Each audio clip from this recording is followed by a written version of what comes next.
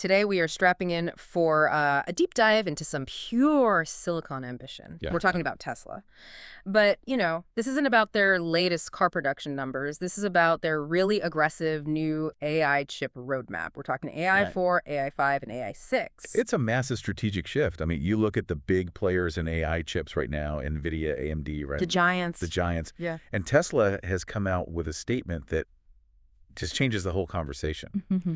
They're planning to become the highest volume AI chip producer in the world. That's a wild claim. They're projecting that they'll eventually build more AI chipsets than all other vendors combined. Okay, that is just a staggering statement to make, especially when you think how specialized and expensive this whole industry is. So our mission today is to cut through that bravado and really unpack the strategy here.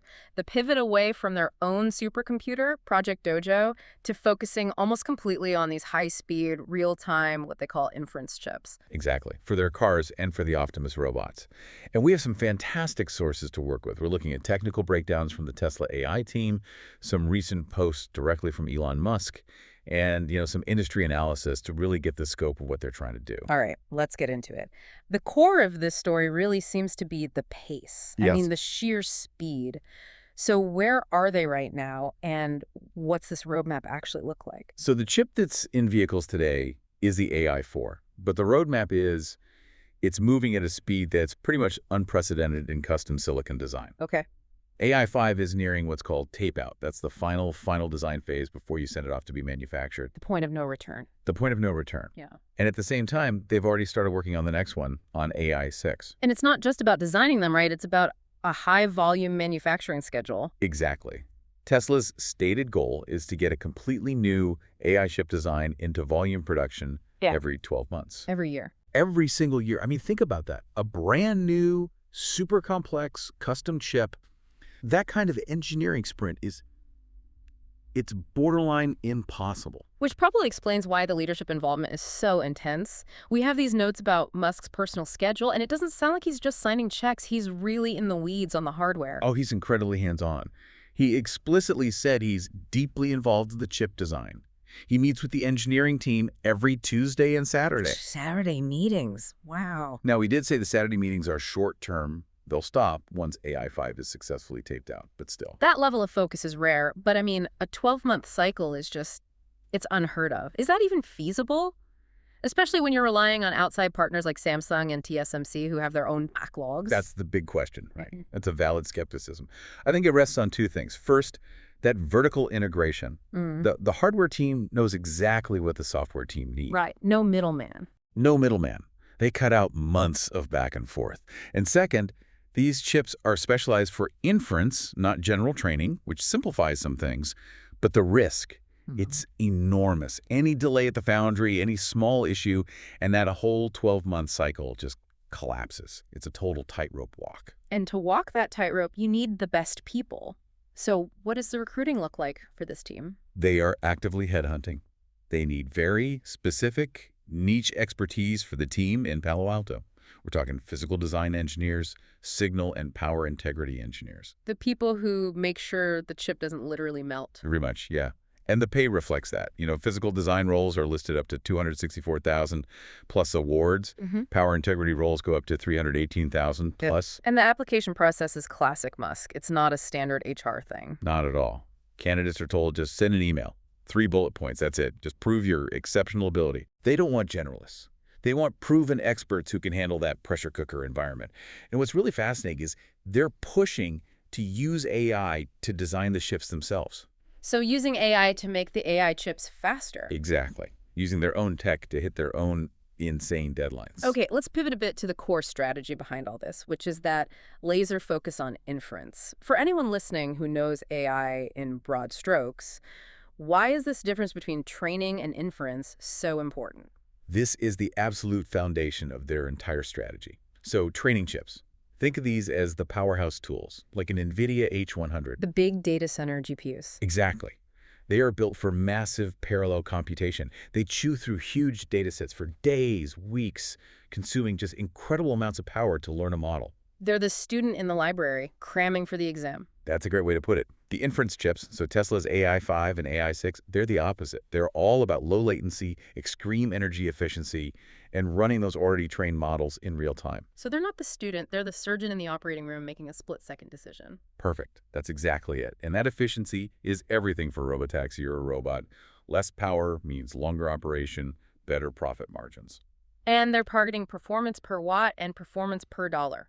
Every single watt saved is more range for a car or more time for Optimus to work. Slice. Let's talk about the numbers for AI5 because they are just staggering. A projected 40x improvement over the current AI4 chip. I mean, that's not an iteration, that's a revolution. It is. The computing power is supposed to scale from 500 TOPS, that's trillions of operations per second, up to maybe 5,000 TOPS. A 40x leap means that tasks AI4 does now, like processing 1 million pixels of video in a millisecond, will become basically instantaneous. And that 40x gain, it doesn't just mean faster. It means you can run a much bigger, more complex neural network on the same power budget. Right, so the car or the robot can perceive the world with much higher fidelity, Right. without, overheating or draining the battery. That's the genius of it. In a robotaxi, every watt you save is literally money in the bank. Mm-hmm. Okay, so a gain that big has to come from some big technical breakthroughs. What are they actually changing in the AI5 architecture? There are two really big ones. First is the shift to a single chip architecture. Wait, they were using two before? Yeah, AI3 and AI4 both use dual chips. Yeah. Probably for redundancy, maybe to spread out the complexity. Moving to one chip is a huge vote of confidence. It's simplification. A massive one. Musk even called it a no-brainer in retrospect. It means the team could just pour all their talent into making one incredible piece of hardware instead of balancing two. And what's the second breakthrough? This is where that tight integration really pays off, right? This is the perfect example of vertical integration. The AI5 is designed to natively run a crucial function called the softmax algorithm. Okay, what's softmax? It's vital. It's the step that takes all the AI's internal math and turns it into a clean probability. It's where the car decides, okay, I'm 99% sure that's a pedestrian and 1% sure it's a mailbox. The decision maker. The decision maker. And on the old AI4 chip, doing that took about 40 CPU steps in emulation mode. It was slow. And on AI5. They designed the hardware to do it natively in just a few steps. That's the difference between your car thinking for a few milliseconds versus thinking almost instantaneously. That's the optimization that prevents the crash. The technical details translate directly to safety. So with all this new power, what are the applications they're saying will profoundly change the world? Well, first and foremost, unsupervised full self-driving for the Hardware 4 fleet. AI5 is what unlocks that. It's the key to scaling out the robotaxi network to their goal of, 1 million units? And this is what makes the Optimus story feel more real, too. It moves it out of the lab. Absolutely. The low power means Optimus can run continuously 15 to 30 times a second.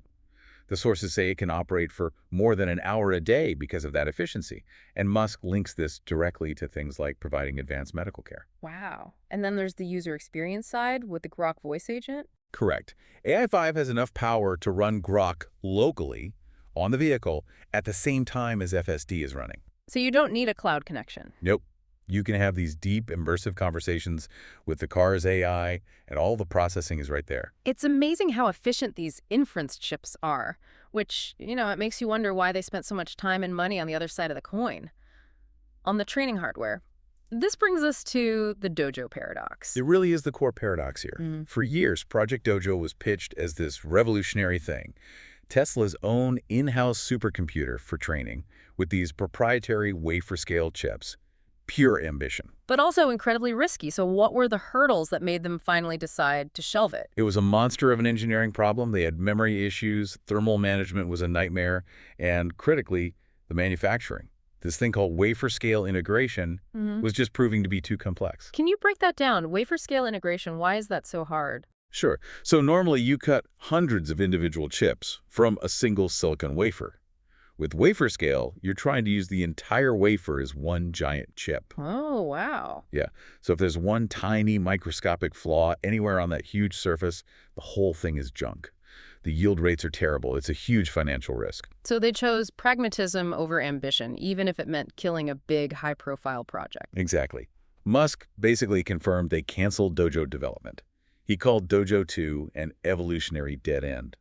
So if they scrap their own custom training hardware, how are they training these massive models now? They pivoted to the experts. They're just using NVIDIA. H100s, H200s at the Cortex supercluster. This lets their custom hardware teams focus only on what they're best at, the really tough demands of inference in a car. Low power, low latency, extreme reliability. That's where their real advantage is. It's a classic build versus buy decision. They decided to compete on the edge and collaborate on the training side. Mhm. And speaking of collaboration, the manufacturing scale for these new chips is just immense. I saw the numbers on this. Yeah, they are committing serious money.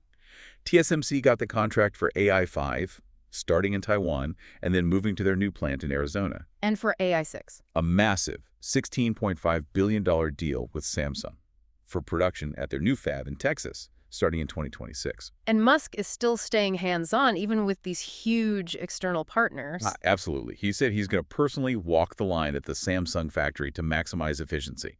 That deep integration from the software all the way to the fab line, that's how they think they can hit that 12-month goal. So let's pull back and talk about the bigger philosophy here, because this isn't just about self-driving cars. This whole strategy is about vertical integration. That specialization is the key. They're not making general-purpose chips like NVIDIA. They're making silicon that is perfectly tailored for autonomy and robotics. They believe that to get to true AI, you have to scale compute beyond the way humans think.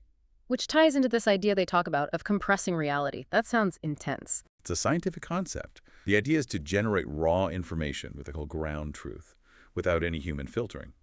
When we observe the world, we do it through our own biases, our history, our limited senses. So the data we collect is already flawed, in a way. Precisely. So the idea is to use these AI chips and robots like Optimus to collect huge amounts of high-fidelity, raw, unbiased data about the world. They think that by doing that, they can create a truthful AI that can interpret reality more accurately than we can. So the chips are designed to literally bypass human limitations. That's a pretty provocative goal for hardware design. It puts the whole AI5 and AI6 strategy in a much larger context. Yeah. These aren't just faster chips for FSD. They are specialized interpreters of reality, designed to feed this grander philosophical goal. So the key takeaway for you listening is really clear. Tesla's strategy has pivoted.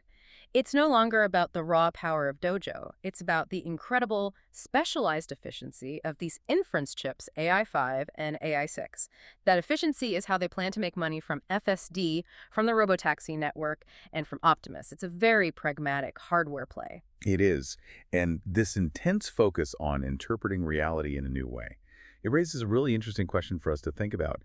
If these AI chips are designed to understand raw reality better than our human-filtered data, what fundamental human limitations, from historical bias all the way to our understanding of physics, what limitations might these systems expose first and then eventually transcend? Something to chew on as that AI5 tape-out date gets closer. That was a serious deep dive into the future of silicon. My pleasure. And thank you for joining us on the deep dive. We'll catch you next time.